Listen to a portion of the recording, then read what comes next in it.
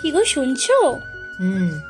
আজ তো বছরের শেষ দিন, তাহলে আজ দুপুরে রান্নায় কি খাবে তুমি? করো না একটা কিছু। কিছু করো তো বললে হবে না, তুমিই বলো তুমি কি খেতে চাও আজ। কাল তো ফুলকপি খেলাম, আজকে দেখো না কি হয়।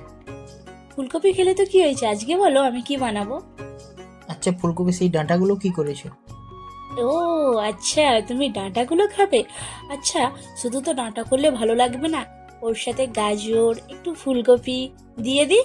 দিয়ে দাও। হ্যাঁ, এই খাবারটা তোমার কেমন লাগে গো? এটা তো আমার কিন্তু খুব ভালো লাগে। আমারও খুব ভালো লাগে। এইভাবে ফুলকপির ডাঁটা দিয়ে, অনেক লোক জানো এই ফুলকপির ডাঁটাটা ফেলে দেয়, এইভাবে তরকারি রান্না করলে বেশ টেস্টি লাগে বলো। হুম। ঠিক আছে, আর এতে একটু বড়ি দিয়ে দেবো, বড়ি কিন্তু দিলে খুব ভালো লাগে, মায়ের হাতের বড়ি দিয়ে আচ্ছা, দিই। দিয়ে দাও, হ্যাঁ খুব ভালো লাগে। হ্যাঁ, দু রকমের বড়ি আছে, আমি কিন্তু এই হলুদ বড়িটাই দিলাম। চলো, আমার রান্না কিন্তু প্রায় শেষের দিকে। তোমার কি স্নান হলো? হয়ে গেছে, যাচ্ছি।